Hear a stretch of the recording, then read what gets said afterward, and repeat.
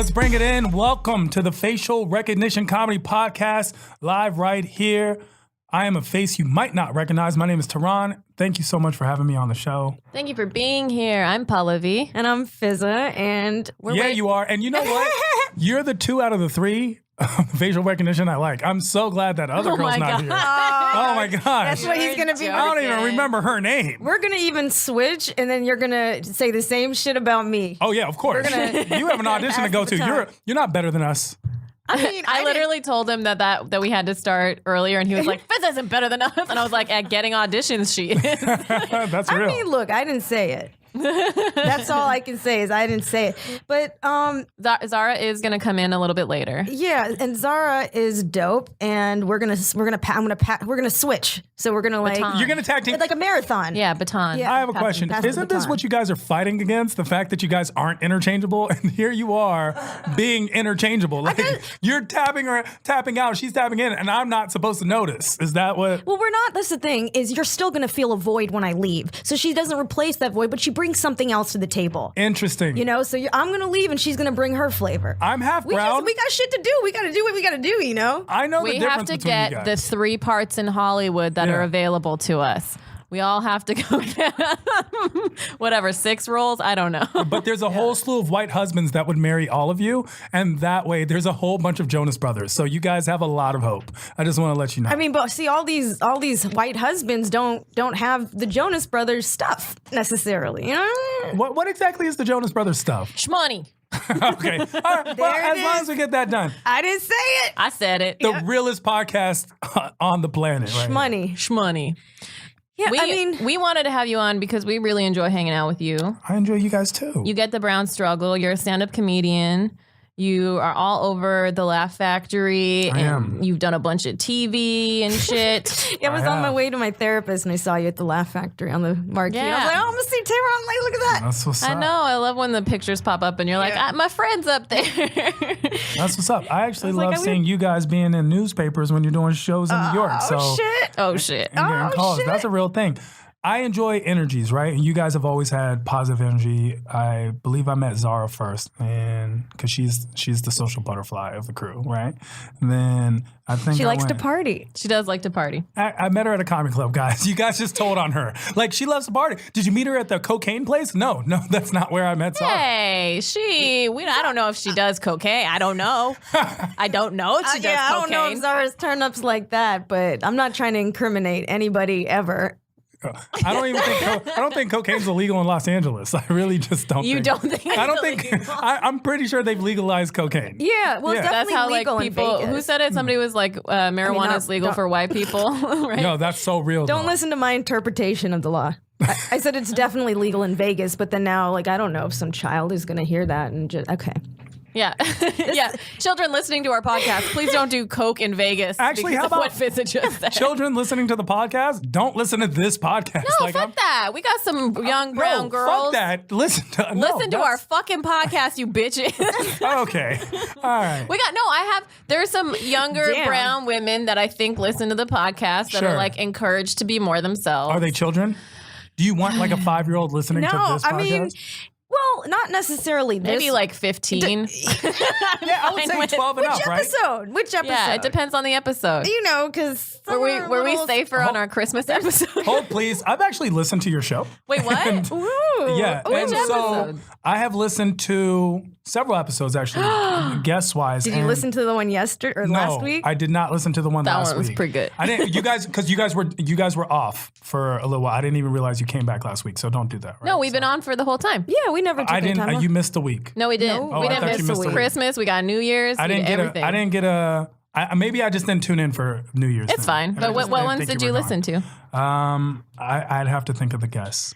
Okay, what did you? You listen to a lot of podcasts. I listen to a lot of podcasts. Yeah, so you're a but I podcast actually head. started listening to your podcast when Pallavi, actually, you hit me up about this podcast and told me to come in and do it. This was like a while ago. Yeah. And then I couldn't do it that day. Yeah. And so I started listening to it. Hey. It's on my weekly rotation. Aw, that's so you cool. guys come on, regardless whether I want to listen to you or not. You come on. That's like me at home with my family. Yo, that's real. God. So I actually listen to your podcast. That is so dope. And I don't know if I want a 5-year-old listening to this. Okay, I fair. understand That's that. fair. You don't want your 5-year-old. A 5-year-old. A 5-year-old. Oh, so okay. So I'm actually blanketing 5-year-olds. We do say a lot of Tehran, stuff. but it's very real. You guys talk about real stuff. So do you think it is important to protect kids from like certain types of realness? Just like certain information, I guess. Like I think I think most like where the country is right now, I think how standards are evaluated for like TV, movies, music. People are more worried about like being graphic sexually than through like violence or whatever. And I think I would steer in the opposite direction. Like I would be more afraid of like them being exposed to like violent things as a child because it's scary, it's traumatic, you know. So I think I'm more scared of that stuff being exposed to them too early on. But like sex talk. I feel like I don't know how I would do it, because I don't have kids, but I think I'm not afraid of saying what actually happens, you know? Because it's just life. Yeah. But I think you don't want them. But would you be like reading a book about it to your like 3-year-old? Like what book? I'm like 50 Shades of Grey. Yeah, I mean, I might write a child's book about like the beautiful act of. Yeah, if you were to write one that's specifically made for children, then and it's accurate and all that stuff, then maybe a book about taking a shit. I learned how to shit from a book. Everybody Poops? No, not that one. Oh, okay.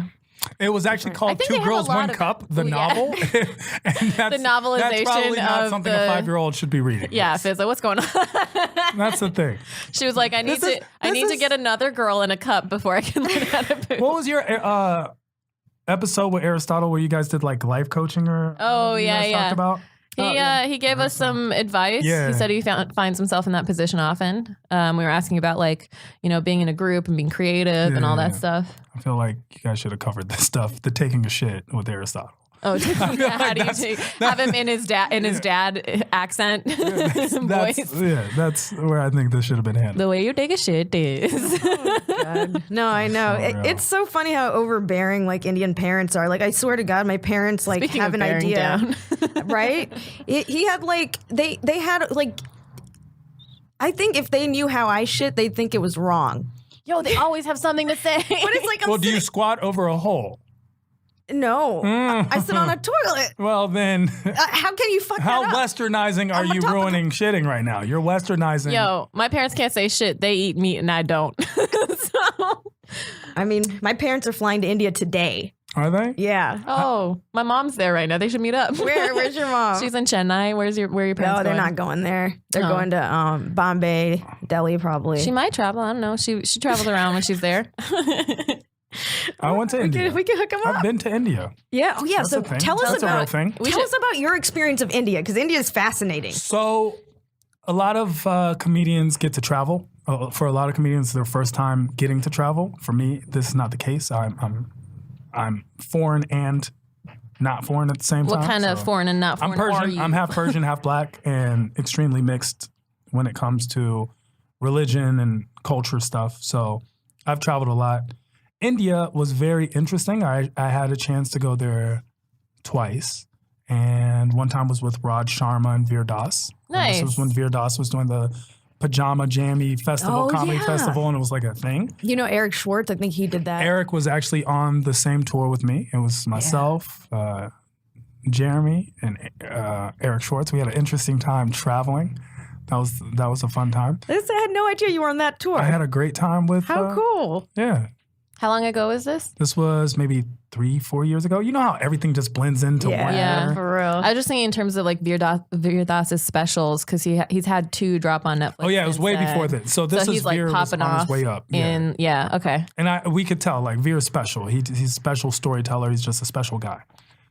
And he was becoming big in the Indian communities. Yeah. So you were boiling your water while you were there. Boiling water. I took power bars. Listen. I don't. You were messing around. Look, I'm not one of You are not trying to. Eric was shit like, wrong. oh, this seems so exotic. Is this pawn? And it was like, Pawn. And it's like there's a guy, this is the best pawn in all of India. This is the best pawn in all of India. And then The best pawn of all of India is going to kill you. it was in a hut, and the guy like reached for a delicious. leaf and then put it. And I'm like, yo, good way there's to no go. sink here, Eric. No, I'm not eating this. This guy hasn't washed his hands in 217 years. No, I'm so sorry.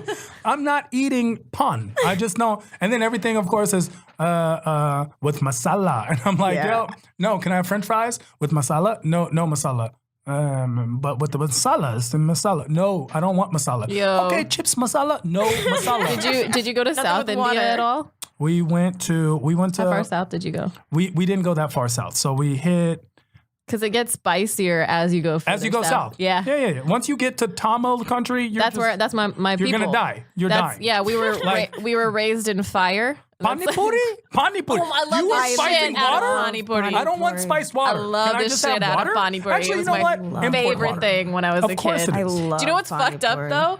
I remember at my cousin's wedding in the mehndi ceremony, we all have henna on our hands, all like not dry yet. The food that they choose to bring in is pani puri. Like it's these little like things of bread that you like poke a hole in it and then you pour water and like all of these things into. It's like the messiest shit to eat. And they're like, you know what we should do when no one has hands? Yeah, we'll have pani puri. Half of the ingredients are like liquid. Yeah, it was the dumbest shit. But it's so good. So good.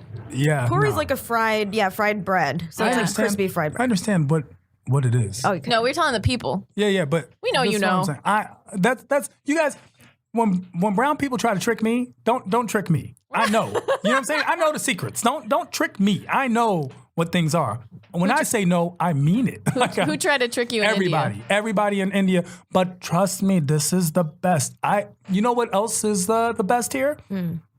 Salmonella. And I'm just not going to try that. I'm good. I'm good off that. I was throwing hand sanitizer in people's faces. Like, listen, I've been to third world countries before. Yeah. I don't care what anyone says. And look, the United States of America, for all its faults, is still the United States of America. You know what I'm saying? Yeah. It's still the United States. We're over there talking about Flint water. Yeah. Flint water is Aquafina in the rest of the world. Okay? It's Aquafina. Yeah, in some parts of the world, absolutely. I'm But counting all the not- parts of the world. I'm talking about Italy. I'm talking. You're not better than us. You know what I'm saying? Are you sure you don't have a shirt that says you're not better than me? but Because you need to. it's my That's like the essence. thing that you've said over and over again the my last 2 essence. days. That's the whole You're not thing. better than me. You're not better than me. That's so. Do you have older siblings or something that I'm you the have? oldest, You're you're the oldest, and you have how many younger siblings? We're a total of 5. We're a little clan. And you went to law school, and your little siblings are also killing it. Went to law school. 2 sisters. One's a forensics pathologist. The other one is a cardiothoracic surgeon. Damn. Yeah, everyone. And then my brothers who aren't so academically intelligent. One owns a dealership. One owns a gas station. So Entrepreneurs. Persian. Yeah. It's synonymous. You say, yeah, it's just, they're just Persian. Literally, I have no idea how they were even able to manage these things because as good a people as they are, they're stupid. But somehow Damn. run these, successful businesses. I feel like stupid people it's hard for people to identify as stupid, but they have other good qualities. Sure, both Some my brothers people- are great people. Yeah. Sweethearts. Yeah. Did you guys grow up here in LA? No, I'm from DC. Oh, okay. So Is there a big Persian population in DC? after LA, the second biggest Persian population is Washington, DC. Oh, damn. I had no idea. That's the thing. And when I say second biggest, it's nowhere near LA. LA is very noticeable. It's very noticeable. Who's Persian? My dad's Persian. My dad's Persian. Mom's black. Where'd they meet? College. College. Iran hostage crisis. That's what everyone's waiting for me to say. Everyone's waiting for them to be like this story. They were in the building. They were in the building, and then my father was one of the hostage takers. My mother was one of the hostages, and then he freed her. And it was like not without my daughter, but in reverse. Like people are waiting for this grandiose story of how it worked, and then they start talking about my dad as if he's Martin Luther King. Oh, your dad must be this progressive. He's such an open-minded person. He's such a beautiful person. No, my dad is very Persian. He's Persian. He's conservative Persian. Honestly, he's racist. My dad is racist, conservative Persian, like everyone else. What type of racist? Yeah. the kind that doesn't like anyone else, right?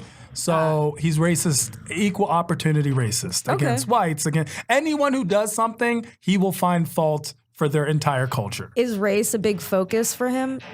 Or in your family? Is it? That's a good question. I would say yes and no. So as much as it came up, it also didn't come up. So it didn't come up at the right times. Oh, yeah, I get that. Yeah, it didn't come up when it was actually a racial thing. They would be like my dad would be like, no, that's not why. And that's like, no. The police officer called me a nigger, Bubba. Like, no. That's like, no, trust me, he's a nice guy. He's look. But then you'd watch something on the news and be like, look, the white people, they're going to kill everybody. Like, it's the same guy. That's the cop. It's the cop who pulled me over he's like, that's just how it comes out. Did you feel like, because you present as black? Yeah, right? I look black. Yeah. So do you feel that you had to find identity with your mom more because of that, because of the situation with the cop and things that you went through growing up? My parents did such a good job of not making that a focus by not being aware of it themselves. So they inadvertently did a good job of it. They didn't mean to. They were trying to be racist. Like they were trying. Like my mom would say things like, "Oh, because your terrorist father, blah." But because they did That's it so funny. casually. Oh, it happened all the time. That's so funny because my mom does the thing where she's like, "Well, your father's side," Exactly. but it never. You can't call him a terrorist if they're both brown. Well, that's the thing. My parents were both, but they did it in such a way that it was so normal that we never focused on it and felt pressure to be one or the other. But I mean, outside the home, though, you'd experience these acts of racism, right? And then your father may not identify with it, but did your mom understand, with the whole cop situation or with people calling you the N-word or, things like that? Did you try to go to your father and he's like, no, that's not why. And then you're like, well, maybe mom will get it. Because I've heard, black families have to tell their little boys, be careful, show your hands, That's a real thing. I saw something, Facebook fodder, in which it was one of the, very rarely do I cry. I cried when Fresh Prince, when the dad leaves. That was, Who why didn't? doesn't he want me, man? Why did he want me? Yeah. Why he leave? Those are times and that was the only time. Yeah, that was when I. You didn't cry when Aunt Viv switched out? No. What? Aunt switched out. I didn't cry. My grandma That died in wasn't my a little arms. disorienting? And I was like, where's dinner, right? Wait, what? No, that didn't happen. Comedians. But the concept is I saw a video once in which a mixed kid, half black, half white, father died when he was young, white mom raises this kid, gets pulled over, and he gets shot by the police. And the mom says, because I never taught my son he was black. And it's so sad. She's like, and if you see, it's a portrayal of what happened. And the police officer pulls over this black kid and his friend, who happens to be mixed as well. They're in the car. And the black kid responds to the police officer the way any normal white kid would. He questions the authority. He says, why is he getting pulled over? He's just basically argumentative. Nothing that would be out of the norm for any white child, but would be something that's very apprehensive and treated in such a way in a black family. It's something that's talked about. And she's like, she just never knew. She never knew. Wow.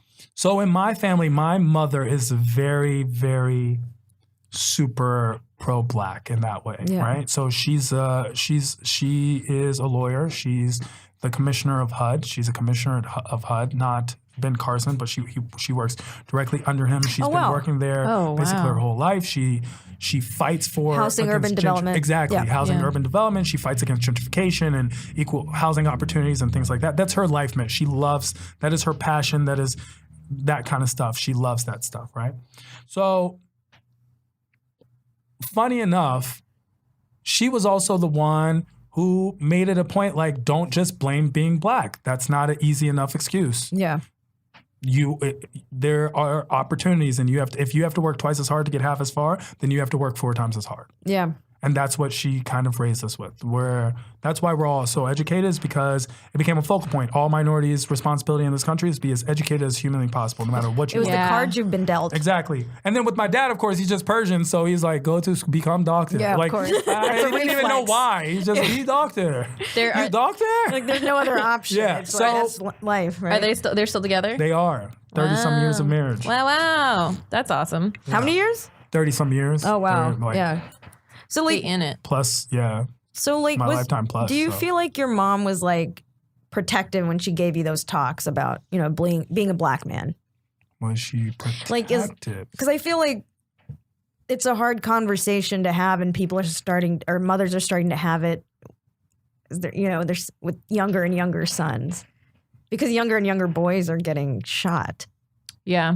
So was that your experience, or that really wasn't like? I guess you said like your mom was more She was like aware. it's not. Actually, the just about being experience black. that I had more was how I'm Persian. Like she would be, okay, so simple things like if I had cousins that were eating pork, they would act like I'm a vampire and pork was sunlight, right? And they'd be like, no, Tehran's not allowed to eat pork because they made it such a big deal. Like it wasn't even like a concept, but they just made it a big deal. Like they made it a big deal because here I am from a family that's Jewish and Muslim. Yeah. And like pork was just not allowed near me for whatever reason, right? Those things stood out way more in my mind. So I grew up like that as well. And it's interesting because I wonder, I remember a friend came to dinner with us, and like, so my parents like paid for her meal, but like, I think she wanted to order something with pork, and I don't remember if she did or not, but it was a thing. That's my alarm. I have to go to this. Yeah, you have to go. I was looking at the time. Like, finish your story. It was just, I don't know, like, that's weird. Like if I was to go out to eat with my parents, like there's that Master of None episode where Aziz Ansari orders a pork in front of his parents, and that was like a big deal. Yeah. But they felt so disrespected by it. That's the thing. The parents take it so personally. Oh, so your parents took it personally when your friend We were in ordered high it? school. I don't think like it was that deep, but like I think So I they don't were even like, think she did. Wow. but it was something you were aware of. You noticed it. Yeah, it was a thing. Like That's like family, like in Indian families, drinking in front of your elders or smoking in front of them. It's like a thing. Indian weddings, like the partying happens in a hotel room. Oh fuck yeah! That's always- We get people are always on. They're like, yeah, I'm coming when they're like in their boxers drinking scotch in the hotel room, like as the shit's starting. We want to drink with our parents, like American kids. I've started doing it. I started at my college graduation. I took like a shot of sake at dinner with everyone, and I was like, this is fucking weird. Like you talked about that on stage, actually. so weird. Did I? Yeah, I don't remember. I remember. All right, guys, I'm gonna gracefully get out of leave. here. All right, Fizz has got an audition. Everybody wish her audition. luck. Guys, I'm not better than you. Aw. Hey, yes, you are. I didn't say it. All right, we're gonna wait for Zara, but in the meantime, me and Tehran are gonna keep talking. I remember you talking about taking a drink in front of your parents for the first time, actually. I don't have a bit about it. Probably was just off the cuff. It was off the cuff. It was at the Second City. at the Second City show. You were talking about. Yeah. You were just like, Yeah, it was weird. It's weird, kind of revealing that side to your family, and like you reveal like more and more as you get older. And I'm trying to be like the most truthful I can as time goes on, but it's hard because you also like don't want to hurt them. I take my earrings out every time I see my dad. Really? That is a true story. And He it's doesn't not, like 'em? It's not that he likes them or not. We've never had a conversation. It's just out of respect. Yeah. He knows that I have them. He's clearly seen me on TV. He's seen me at my basketball game. Like he knows, but I just out of respect, I will take them out every time I see him. On the flip side, my sisters, like my youngest sister, especially my youngest brother, my youngest sister, they just have tattoos. Like they're just living their lives. Like they're like bringing people home. They're cool. Like I'm the younger sibling, so I do that. Yeah. Way more than my brother. And I'm the oldest, so I've always been more. And they've never really said anything to me. Yeah. However, like I remember for prom, it was a big deal, and I had to I felt like slow rolling it to my dad. And then my sister, she went to prom like 3 times. Yeah. Like, she didn't even think about like it being a thing. I brought my ex, my boyfriend at that time, to a fucking destination wedding in Bali where he met the whole family. Oh wow, that's a big deal. Yeah. What race was he? He's Jewish. He's like ethnically Russian Jewish. His So, parents white from the guy. Ukraine. Yeah, but he's still an immigrant. Sure, so he's got immigrant sensibilities. Which which is a difference. it is a difference. Oh my goodness, it was difference. a perfect timing. Fizza just left and Zara just walked in. Oh my God, Fizza Bartel. Yeah. We are the same person. Wow. That's the thing, facial recognition. I brought that up to begin with. Tehran Hi, brought Zara. that up. How are you? Hi, Zara. What's up? What's up? We're talking about things that older siblings do to respect their parents that younger siblings don't give a fuck about. And I was talking about bringing my ex-boyfriend to a destination wedding. But yeah, so yeah, I did that, and everybody was like, "Oh my god, I can't believe you did that." My aunt was like, "Oh, so you work with him? He's your friend?" And I'm like, "No, I'm dating him," in front of all the aunties. I was like, "No, he's my boyfriend." You said boyfriend? I'm pretty sure I did. Oh my goodness. No one ever uses that term in any of our family. Your friend. Just use This is your friend. This is my friend. Don't bring your friend when we're doing this. I've actually been to like weddings and stuff where like people bring their significant others and like the parents are introducing the significant other as and this is her friend. Yep. Yes. No, the engagement will be in 3 months. Yeah. You could say You can't call them friend when they're fiancés. Almost But fiance, we're also friend, using- almost fiance. Also, it's weird that like in Indian and like brown culture, there is an official engagement, like party and everything, and you're not engaged until that, even though you know you're getting married. So it's like different than here, where it's like as soon as you decide and the ring is popped, then it's like you're engaged. But there, it's like a whole event. yeah. But you're also talking about, we're adding a lot of Western sensibilities to Eastern cultures. Yes. And that's not fair. So while we look It's at everything super Western, expensive. It's not fair and it's not cheap. it's not cheap. It's not cheap because now, I don't know if you have this. Now it's like there's this mixture of cultures. So now we have like the 5-day Indian wedding or Pakistani wedding, at least for me. And then we have the bachelorette party, the bridal shower, the engagement party. And then, you know, it's even like, even It's within not cheap. Have you even seen within a Persian wedding? Please. I've been to a Persian wedding. Okay. even We within spend Those are bank. so much fun though. Bank. They're fun. Yeah. Oh yeah, everything. They're fun. Persians have fun. Yeah. even within like the wedding, like the 5-day thing, they've added like the cocktail party, which is not an Indian thing. Like they add more events within the 5 You days. didn't know That's not Vishnu Indian. had He the cocktail? been drinking. It's like all extra as fuck. Like all of the, I mean, there's benefits to just like cultural assimilation and all of that too. But then it's like, pick a side because people are spending 10 grand on people's weddings that are not their weddings, you know? 10 grand to go. 10 grand Oh, to be a because I was like part 10 of. grand wedding. Oh my gosh. No, no, Like, no, Persian 10 weddings are like $500,000 each. 10 grand to attend a attend, wedding, to yeah. be like a good participant in Sure, someone to go else's wedding. on destination, the whole 9. Yeah, 5 all that days. stuff, yeah. Indian weddings are expensive to be a invited guest. It's This, just and crazy. in my family, it's like mixed like cultures within India, and so they have like that Western influence, and then also they'll mix like Malayali and like Tamil or Sindhi and you know whatever, like just all the different types of Indian. So then and the best part is like no one in our generation knows what the fuck is going on. Nobody like we cares. just repeat after the priest, do what they tell us to do. I was literally at my cousin's wedding, and they were like, "We need the youngest unmarried sister," and everybody was like, "Balu." Oh my god! They turned to me and I was like, what? And I had to get on stage and marry my cousins. Like, nobody told me this in advance. Wait, what? Huh? You had, like, they wanted the youngest unmarried sister in the family. You had to ordain your cousin's. I had to tie the knot on the chain and then Okay. do a few other things. And they didn't no one told me until we were there. And they were just like, come to the stage now. If I'm gonna be brown, I'm lucky to be Persian. Let me just throw that out there. Like I've been around. I'm very familiar and I feel the Persians win like brown. Persians win brown simply and somehow get the worst rep in the news. I feel like I'm going to get backlash for that statement. But look, Yeah. you probably will. But the truth of the matter is, and they get the worst rep because of everything. Like, oh, look at they have to cover and all that stuff. Which actually in Iran, most girls really cover the like crazy loose. Like everything you think of Persians is actually that what loose way girl more means? Saudi Arabian. No. Persians, like I remember Persians. other people like, oh, you know, your parents don't let you out. You can't go out. You can't. Persians' parents are like, where are you going? Why are you at home? It's Friday night. You're not out? What kind of loser stay home? Like, what? That's Persians here in the States. It's Persians. It's Persians. It's Persians in Tehran, Really? especially like Tehran's the most populated.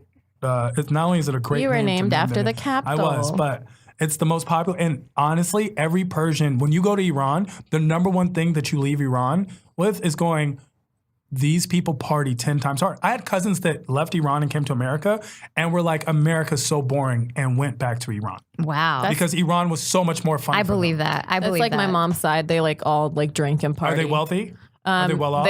They appear to be. So if they're well off. That's all that matters. That's the thing. They That's all that appear to be. matters.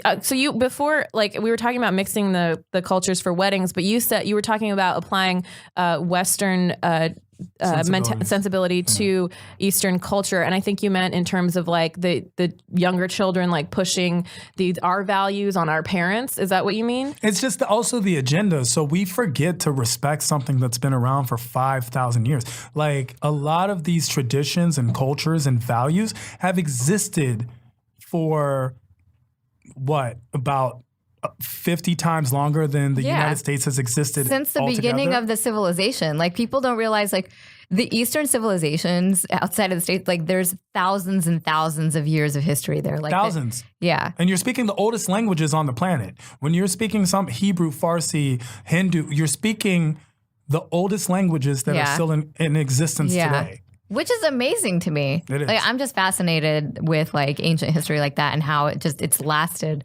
this long. So if it has there has to be some sort of importance for maintaining a culture, maintaining the language a little bit. I embrace like a lot of like the cultural, like the art, the traditions, the language. I think that's all really great, but simultaneously like I have like my core just rebels against like this is what we do. Like all of like Hindu mythology, every fucking story is about like the moral is blind obedience to your parents.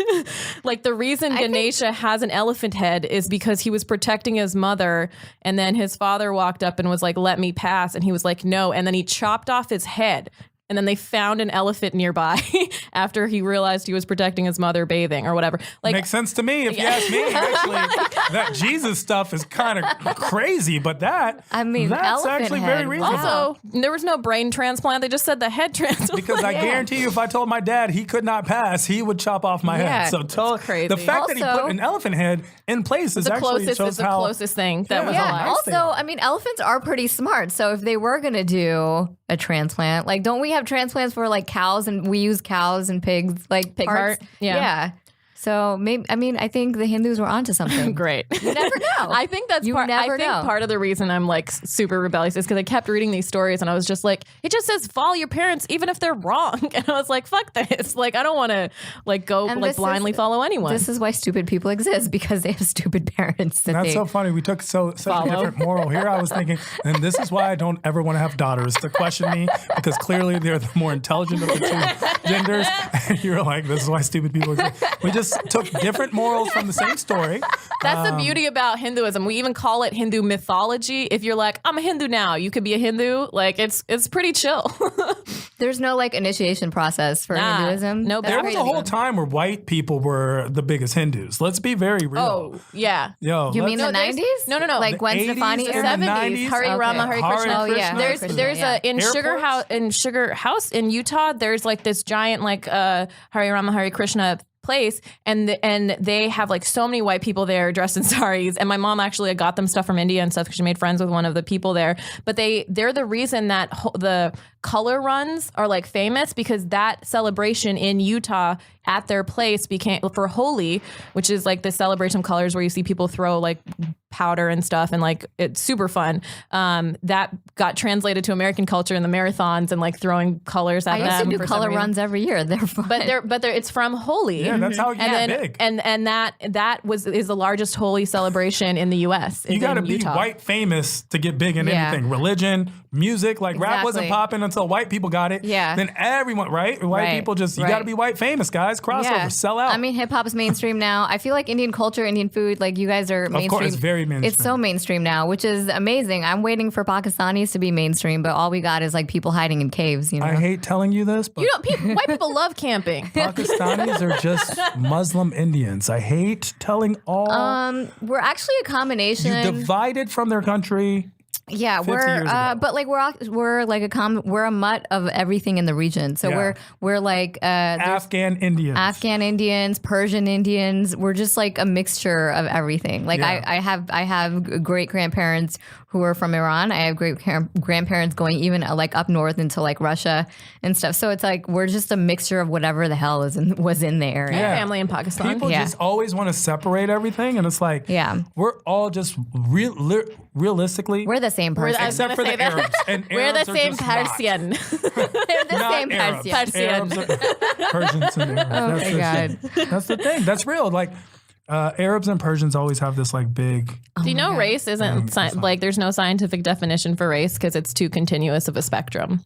Everybody like if you look back in history, everybody was like migrating and fucking and raping and everything. Yeah. So it's like too. I mean, what are Malaysians? Really just like if you're Indian and you slept with an Asian Chinese person, you're Indonesian. You can see it. Like that's it's like you can see the interracial marriages like as you go from like Africa all the way to like East Asia. You're like, okay, yeah, I see how it happened. Real talk, people tell me I look Egyptian all the time, and I'm like, well, if you go down from Iran and up from Africa, boom, where do you go? Yeah. Actually, but like a lot of brown, we also get like South American and stuff too. South American, they're like when I put my hair up, everyone just assumes that I'm Puerto Rican. I mean, like I don't, but it's like, it's really, the whole world is going to look like this eventually. Like we've all said, like everyone's going to be some shade of brown and it's going to be very hard to decipher. Bye-bye, gingers. It's funny to me when people go, racism's going to be over because we're all going to be a shade of brown. I'm like, that's not the end of racism. We're gonna hate, that just like, means that we've eliminated race. Like, we haven't eliminated the actual con. We've just covered it up again. We're still going to hate each other for different reasons. Sure. I mean, that the are hatred, equally shallow. Exactly. Hatred's not going to go away.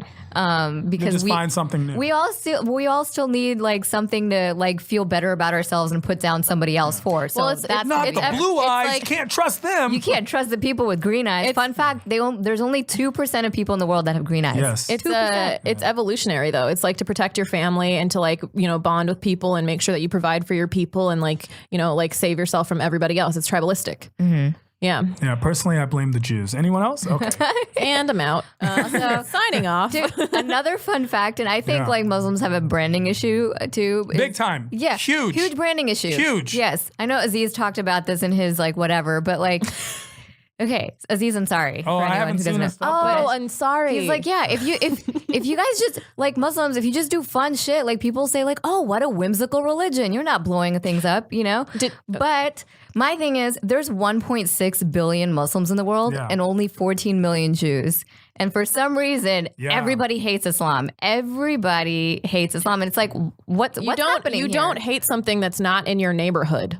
Yeah. Like if you're a group, like, like if there are people who come in and you can blame your problems on them, then that's way easier. But if nobody comes in, like who do you have to blame? It's funny. Athletes are Muslim. Jewish people would think everyone hates them, right? Yeah. So it's actually a perspective thing. So we're all looking at it from a situation. And when people say Muslim, I don't think people understand what they really are saying. You're not saying Muslim. You're actually just saying we hate Arabs because who we think of as Muslim are Arabs. This brown guy with a beard. Anyone that we confuse as Arabs. So like Sikhs, Punjabi Sikhs have had this problem. How the fuck did that happen though? The headgear is so different. Yeah, I don't know. Because I don't understand. Listen, white people can just decipher between 500 types of dogs, but can't tell the difference between a Puerto Rican and a Mexican. A fedora and whatever the fuck else they wear, but they can't figure out what a turban is. It's real. But the concept is also... Also, fuck you, Nick Cannon. Stop wearing that shit.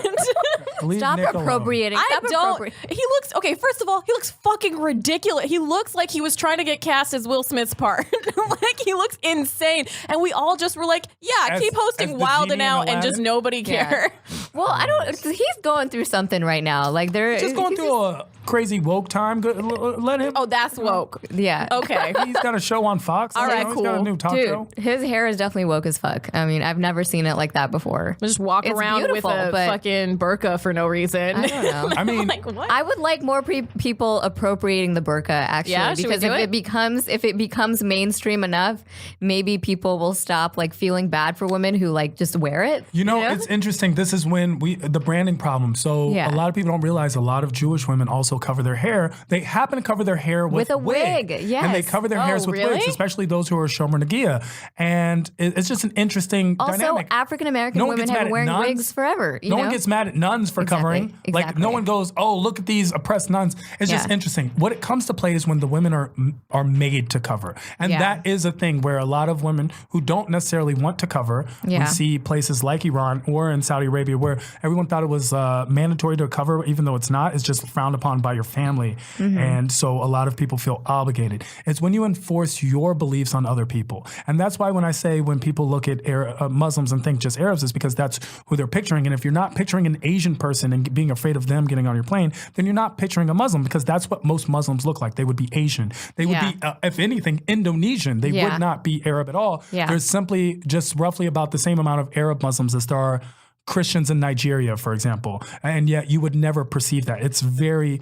It really does come down to a lot of propaganda and branding. And I do think that people in the Middle East need to use their money better and realize that lobby groups are real, branding is real, media is real. I've actually had Understand it. I've had this debate with Jewish Americans where they say, well, like if someone was giving Jews a bad name, like they are giving Muslims or Arabs a bad name right now, the Jews would be all over the media shutting it down. Why I'm gonna take that as a soundbite. Yeah, why aren't your people doing the same? And I said, aren't we? Like, because in my world, I like all I see is people like trying to, say like this doesn't represent all of us. But then you're right, like Fox News hasn't picked it up. Like no one. We don't have control over the media where we can actually show like our goodwill. And there's like, hey, Muslims are your athletes. They're in the NFL. They're in the NBA. They're hip hop stars. They're part of your mainstream pop culture. But the people who come out of jail and become Muslims aren't the best representations, right? So here's the number one way, right? The number one way is this: your parents, do they look down upon the fact that you're in entertainment? If they do, well, then that's part of the problem, right? We don't see that in the Jewish community, where it's not like on my Jewish side of my family, none of them would look down on anyone being in entertainment. It was a part of a whole prerogative to do so, actually. Right. Like, this is something. But that's there's like a new wave though, like the whole goat face crew, right? They come from like Muslim families, right? Like it's starting to happen. It starts, but it's starting to happen. Zayn, I'm sure there are people, but still, it's Zayn Malik. Hello. Yeah, but the that's Hadid what I'm saying. sisters. Well, they don't really count, but are they? They're half. Well, Muhammad's Muslim-ish. Sure. So they weren't really raised in that cultural dynamic. I mean, they don't really express it as part of their identity, but then they're also... But they do. But they do. Gigi's a little more expressive. Bella. Yeah. I mean, they don't hide the fact they or don't hide express it. Yeah. It's something that plays. They're just not... They weren't just raised in a very way where they would be acclimated to it. I think whatsoever. it's also like a circular problem, right? Because like people like within the culture have a hard time like allowing their children to express it and to be in like entertainment and everything. And then when there is all this like after 9/11, all this like horrible feedback, then people don't want to be expressive about it because they feel like they'll be punished, right? If they like are open about like their like religion or their beliefs or whatever. But it also pushes you all the way to the right? So the concept is if someone keeps telling you wrong, then you start grouping up and trying to prove how much more right you are. And like us. Well, that's the thing. No, not like you guys. What do you mean? I'm talking about. What do you mean? You mean us guys? I'm talking about like facial rec rolls. Yeah, actually, you guys are doing it in a great way, in a positive way. I'm talking about that kid who was bullied for it, and so he grows up and becomes extreme extremist. Yeah, and honestly, to be very fair, even if you drink too much water, you drown. Like the concept of too much of anything. Yeah. And they're like, you're looking at things, and it's like, I'm right. I had a conversation, but that's still a very small minority. But but a loud minority is a large majority. And that's the problem that we're having. And we've talked about this in prior podcasts. That's how stereotypes work. Where it's always the loudest person in the room that really does not have anything substantial to say, but somehow they have this platform. I take that personally, Zara. You're not the loudest person. No, she's not. Not in this room, maybe. No, not the loudest person. But it's like it's always craziest. It's always the craziest, dumbest people that are loudest. I didn't say this. This isn't. Whoa, what? No, I'm not on board. I'm not on board with this. She's crazy in a smart, brilliant, amazing way. I'm not on board with this. I'm not joining this group. We've talked about this. I can't believe these Muslims are insulting me. I'm not insulting her in this particular instance, right? I'm only half. I don't even really know that part of my family. Hold on. Wait a minute. Hold on. Wait a minute. Okay. So here's the thing. Like the flat earthers are just loud as fuck, right? They don't know what they're talking about, but somehow B.O.B. They've created this movement, right? Because they're loud about it. All the moms that are not giving their kids vaccinations, they're loud as fuck. Johnny McCarthy. You know, they're loud as fuck, and they had a platform, and now like then there was like this measles outbreak. You know, so it's just. Like that's part of it, right? Like it's a strong minority, which you're saying that they're loud. But it's the same strong minority we get when it comes to being offended or anything of that nature, right? So the concept is I'm offended that you're offended. The few bad apples will always ruin the bunch. We always know this. And unfortunately, given the state of affairs, on top of propaganda, on top of government media agenda, things of this nature, this is where it's at right now. So it's up to us as people to prove how good brown people can be, but that's how stereotypes work. People think they think welfare, they think black people. Well, actually, black people are not the people who use welfare the most. And clearly it's not illegal immigrants either, because you can't use welfare when you're an illegal immigrant. By far, it's 67% white Americans, just because there's that many more white people in this country than there are of anyone else. Yeah. But no one, because the stereotype precedes facts. And that's something we should be careful of. And it's not the individual's faults. It's a lot of government's faults. You see the government of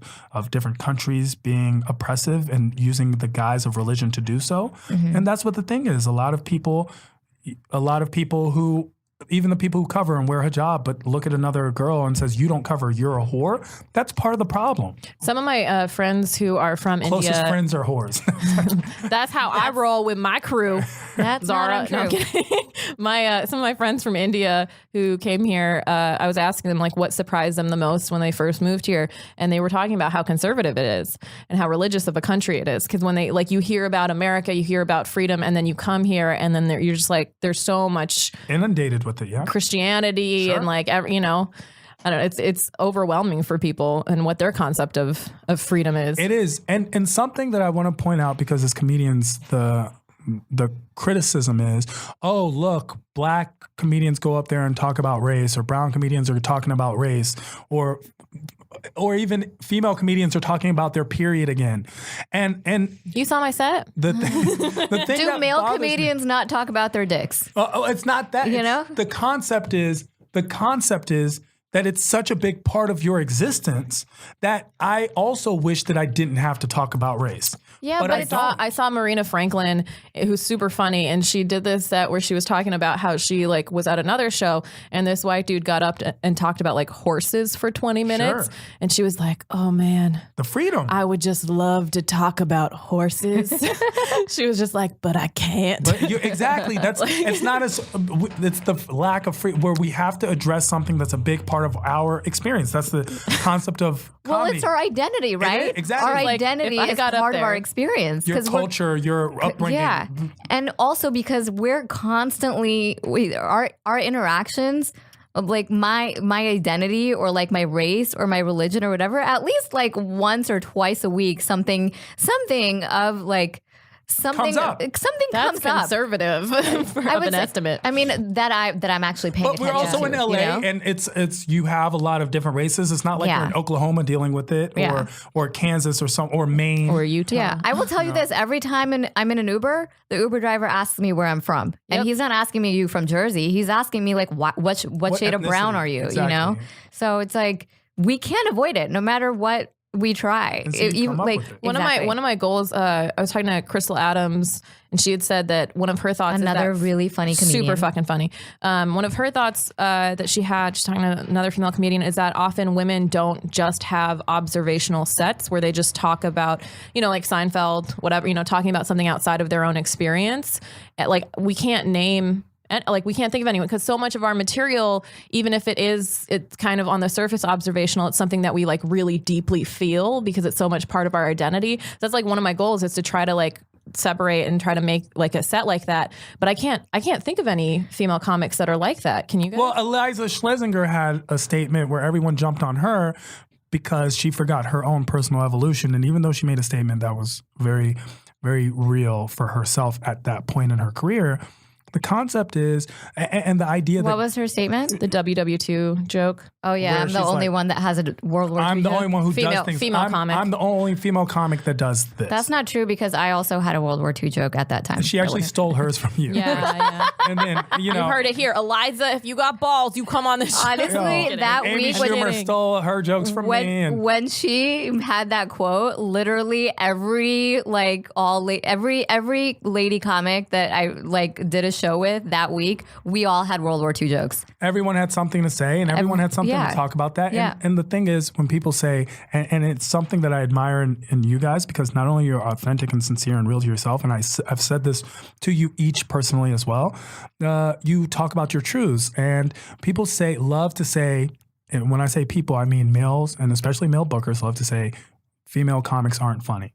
And when they say stuff like that. Are they still saying that? They're still saying that. And just because they're not saying it to you or they're not saying it out loud. You mean they're booking Tiffany Haddish as their headliner, but they're still saying female comics aren't funny? When Tiffany Haddish did not have a good set on New Year's, a lot of people was happy. Wow. A lot of people were happy. A lot of people felt vindicated and validated, right? Okay. So the problem is when you say female comedians aren't funny, well, let's find out why.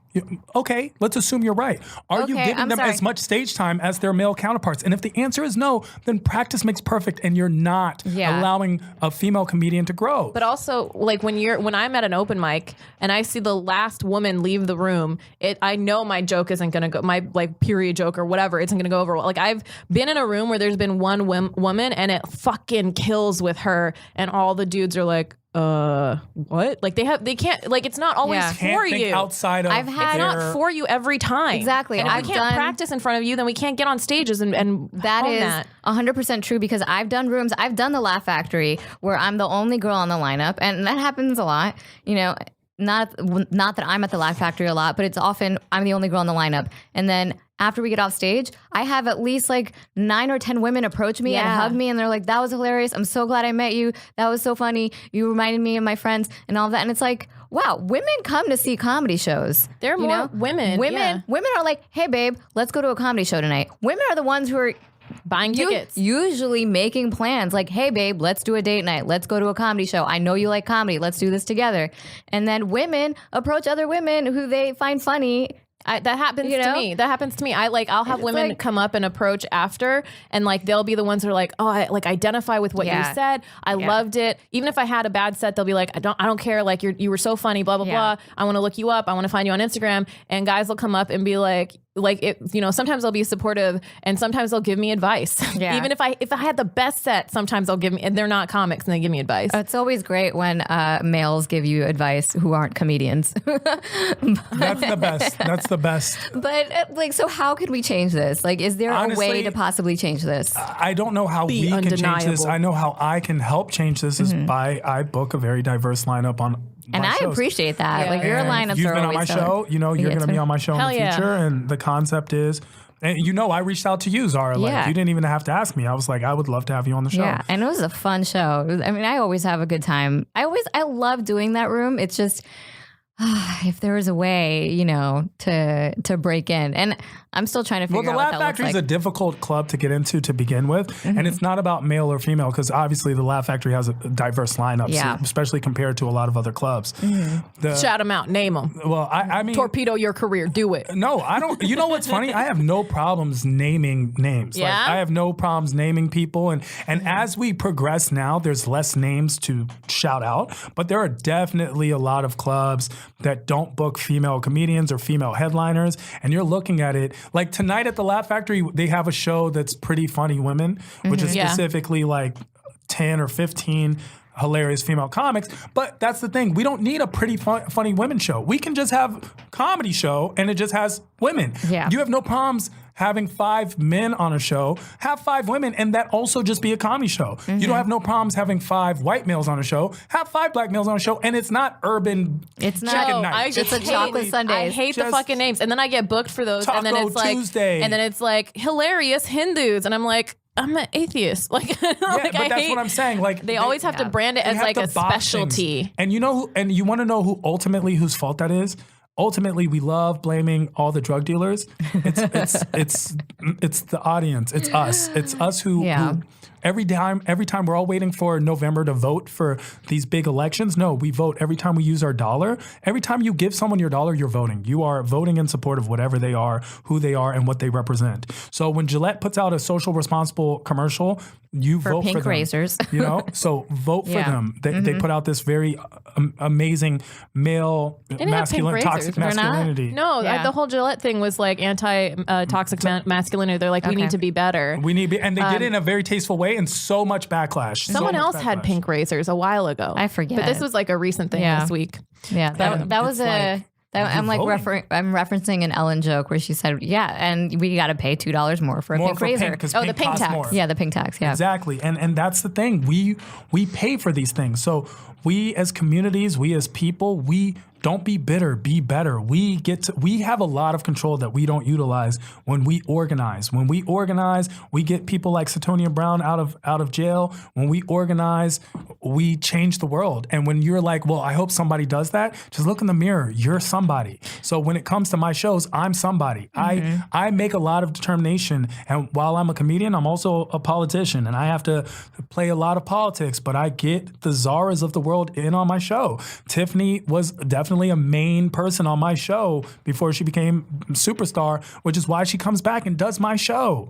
Because I love me some that Tiffany. show is so fun though. Did you guys watch the Golden Globes? Or parts? Did you see Andy Samberg calling out the FBI for framing Black Panther Party members and murdering them? That was so good. That was fucking amazing. I love stuff like that. And I'm not pushing a leftist agenda at all, because people in this country I'm open-minded and I'm liberal, and if you don't think like me, then you're a stupid piece of shit. Whoa, that's not open-minded. Open-minded is understanding, even if you don't condone other people's actions. Like, I believe in the freedom of speech, and when I say freedom of speech, I even mean those, especially for those that I disdain, because if you don't believe in freedom of speech for those you disdain, you don't believe in the freedom of speech. But I also believe in sharing ideas and having this dialogue and conversations and talking about these things. And people don't want to. They just want to get mad. I want to say something that I only have told like a couple people. So I don't know if this is like a terrible thing. You're pregnant. Yeah, it's gone. No. Whenever I've seen like a white male comic get on, it's only been white male comics that I've seen get on stage and like say the N-word. I've never seen it work out. Like, I've never seen it be worth it as a joke. And it bothers me. Like, I feel weird about it, even though like I'm not black, but I like it, like, and so I like hate when I see it, but I also know there's got to be people on the edges, like pulling at the boundaries. Like, there's got to be people like breaking the rules, like in that way. And so like, I hate it, but I'm also like, it's kind of like somebody's got to do it, or like somebody's got to do something. Not necessarily that, but like, you know what I mean? Be funny. Yeah. Here's the thing. The crime of a lot of comedians, when they're like, man, these people are offended. Just be funny. Like, if you were funnier, people really wouldn't get offended. And if they did, this is a real thing. Just because you're offended doesn't mean you're right. But just because you're offensive doesn't mean you're right either. Yeah. And just because someone finds you offensive, it doesn't mean that you're also not funny. Yeah. You know, like, there's plenty of people who've gotten so much slack, like Kevin Hart, who I think is very funny. And, you know, people hate him for offensive tweets. So I don't think you can ever make anyone happy. So find your lane of what works for you. And I also I think I am, after having done it for like a little bit now, like I think I am more forgiving at like open mics and stuff where people like try to push that edge and then they like fail. Cause I'm like, well, it's an open mic and you're trying something and you're going to figure out that that's not the thing to say, you know? So I am like a little bit like, there were people who I saw when I first started, I saw one set, they did some like horrible joke that like would be like offensive or like not PC or whatever. And I was like, I fucking hate this person. And then I see them like a month later and I'm like, oh, they're funny. Like that happens enough where it like changes your mentality about like the boundaries they're trying to push. So like I'm more understanding about that. I don't know. I mean, have you ever heard of a comedian who's never offended anyone? I feel like comedy at some point in its evolution, like you're going to offend someone. By Seinfeld, but well, also this goes a couple of conversations back. Parents of the 17-year-old. No one's called me about Eric Schwartz. Let me just. Okay, so with Identity, does anyone really know Jerry Seinfeld? Yes, his 19-year-old girlfriend. That's what I said. I just said his 17-year-old girlfriend's parents, probably. Yeah, but it's like, does anyone? They liked him, actually. Really? I mean, who doesn't? He bought them like 12 cars, of course. But like, does he have any? Did he have any trauma? Did he have anything that like defined him? You know, like nobody really knows Jerry. Jerry talks about socks and cereal and observational. You know, it's all observational, and that's part of it. It's like that's Jerry's comedy.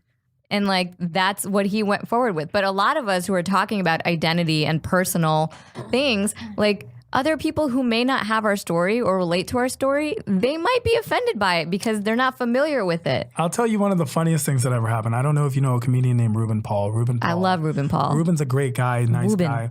He was on my show, exactly, the Woobin joke. Woobin, And yeah. he had a joke, and he was talking about Haiti, and he was talking about how Haiti, it's just Guys, look up Ruben Paul. He's on the road with Russell Peters alive. He's a part of that. Russell. Yeah. And so Ruben's a great Ruben guy. was talking about Haiti and just the country and how it's devastated. He's from Haiti, right? Well, that's the concept. Yeah. Some lady in the audience in my show stood up and was like, "This isn't funny. Haiti is a devastated country. I volunteered there for a month and was crying." Was lady. she from Haiti? Yeah. No, White lady. Okay. And her black boyfriend just like put his head down. And Ruben goes, "Bitch, I'm from Haiti." like it was just like, don't get offended for I'm smart enough to know when I can be offended. It's just interesting. We live in this world where everybody's I don't offended know anymore. Sure, but you know what? I'm not against people being offended. I'm not against trans rights or black people or Jew. I'm not against anything that exists at all. It's just there needs to be some type of responsibility of when it becomes you're actually offended or when you're looking for attention. Also, people trying to get those retweets. That guy who took the video of Tiffany Haddish. I'm like, this isn't fucking call me when it's like actual action that's terrible towards people. And what I don't understand is like, you're coming to a comedy show. Sure. You leave your, like, whatever you're offended by or whatever, leave it at the door. Well, sometimes some comics push the boundaries and they are offensive. I remember going to the roast battle when it was on its up and up. And they used to have roast battle is like, it's not for everybody. It wasn't the two people battling. It was the white racist or whoever was in the corner who was playing Earl. And they would say haters, things that I was like, that's unnecessary in pushing the point. I also don't like the roast battle when they're just like, you're so fat, you're fat. That's just not good writing. Yeah, but sometimes they're very creative, and I'm a fan of Moses. I'm a fan of Rel. I'm a fan of Jeff. These guys, especially Moses and Rel, when it's coming up, they fought a good fight. And some people are extremely creative, and some people are just mean. And sometimes it is just offensive. And like I said, the just roast because battle, you're offensive doesn't mean you're right. I mean, it's not for everybody, right? So if you are easily offended by racism, by like just like there's no rules in that show. Sure, but to me, it's like if a girl goes on there and all you can say is, "Oh, she's a slut. She's such a whore because she's a slut and a hoe." Yo, you need to stop. That's not funny. I do the roast battle. I've done it. I've done it enough times. That's not okay. And like it bothers me so much, and it also helps me win when my opponents all they have is like tit jokes and whore jokes and Muslim jokes because they don't go deeper than that. And usually when it's just those guys who have those jokes, I win. Because like I go after like different things. And so it's been beneficial for me because I know how that room operates now. But also that show has also done a lot for like people's careers. Sure. and it's just another platform. When it's great, it's amazing. Yeah. This is true for like this is basically true for any everything. show and like everything. It's like some people are shit writers, some people are shit performers, some people can do both. That's me. I'm both. I'm shit writer and that's performer. all of us. Book us. Come to my show. Just know it's going to be shit. I will write one World War II joke so I can get on your lineup. Okay, we've hit an hour. They have the open mic after this here at Comedy Pop Up. This is our studio. Okay, so we usually wrap up with a couple questions. Go for it. Who's your favorite South Asian celebrity? You. Oh, we don't count. Yeah, she's not famous though. You. We don't so count. sweet.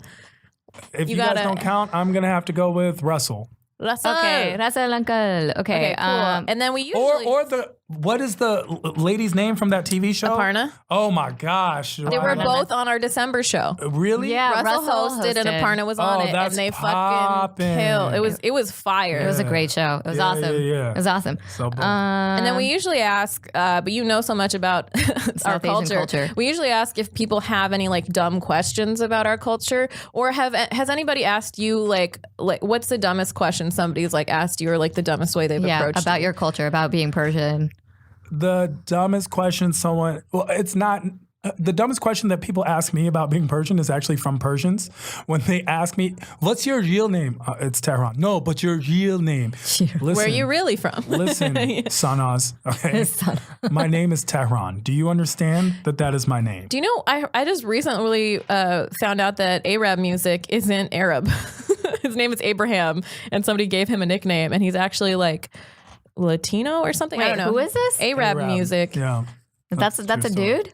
Yeah, he don't used to know. make music, but Okay. it's because I watched that Soldier Boy episode. That Soldier Boy. Yeah, That Breakfast Arab Club. was Soldier Boy's home. Oh, Yeah. okay, got it. But anyway, you're not allowed to say Arab anymore. They changed that. It made Busta change that in his song.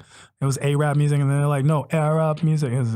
That's weird. Interesting. It was always like Arab music. Yeah, that used to go so hard. But then we found out he wasn't Arab. yeah, he's not Arab. Good to know. So Okay. So is there? Yeah. Do you have any questions for us about Indian culture, or do you feel like pretty Or South Asian culture? I'm pretty knowledgeable. I appreciate both of you and what you do when you're on stage. I hope that neither of you get stoned by. That's rude. How do you think we relax? Yeah, I know. I hope all brown women get stoned. You know, in a good way. In a good way. Take a day off. Yeah. Get stoned. Sativa, Go to the aquarium. indica, hybrids, whatever you're into, go for it. Go for Get it. stoned. No. All right. Thank you so cool. much for being here. No, thank you Where guys for can having people me. find you? What do you have Tehran? coming up? Plug your show. Plug Mondays your and shit. Thursdays at the Laugh Factory. I am currently opening for Maz Jobrani, Finesse Mitchell, or I guess featuring for both of them. And Mondays and Thursdays at the Laugh Factory at 10. Let's make that number one thing. And find me on all social media platforms at I am Tehran, IAMTEHRAN. And if you don't know how to spell Tehran, I guess just watch Fox News. We are Facial Recognition Comedy on Instagram and Facebook, and that's also our website where you can find everything. Our Twitter is Facial Rec Comedy. We have a Sketchfest show San coming Francisco up Sketchfest. Saturday, 8 p.m. Cafe won't du get Nord. this, will they? Yeah, they will. This is coming out. Oh, No, this they is- won't. Oh, it's It'll be Thursday. over. It'll be over. It was You'll have dope as fuck, missed you it. guys. It was You so missed fire. it. It was packed. We all crushed. They said we're the next Tiffany. Whatever. The next show, our next West Side February show. 10th. February 10th at 9 p.m., which is the second Sunday every month. We're going to have a dope-ass lineup. We have merch now, you guys. Yeah, come to our show. We have shirts. merch. We have stickers. We're going to post it on our Patreon. We're going to post our videos from these podcasts on our Patreon. Ooh, I could Patreon. go for a pastry. Okay. Yeah, let's get snacks. All right. Yeah. I'm Pallavi Ganalan, PALLAVIGUNALAN. That's my website, Sheesh. my Twitter, my Instagram, my Facebook. Right? I knew you were going to say some shit. Back about to it. your country. Rebrand. Wow. No, fuck that. They're going to learn my fucking name. We're love that. trying to get her to rebrand to Kind Cunt. 'cause no, that's so Kind much Cunt. easier. Kind Cunt is my shirt. I have a shirt that say Kind Cunt on them, so people Okay. can buy them. Okay, so guys, my name is Zara Ali. My socials are really Zara. Zara is spelled Zahra. And Fizza Dasani is not here, but she was earlier. And her social medias are Fizza Dasani. Fizza is with two A's. That's Fizaa. Dasani is Dosani. Is it left? I'm playing both roles right now. You guys rate, review, subscribe, tell people about it. This is how we build a following. Come find us, and we're going to be in your city soon.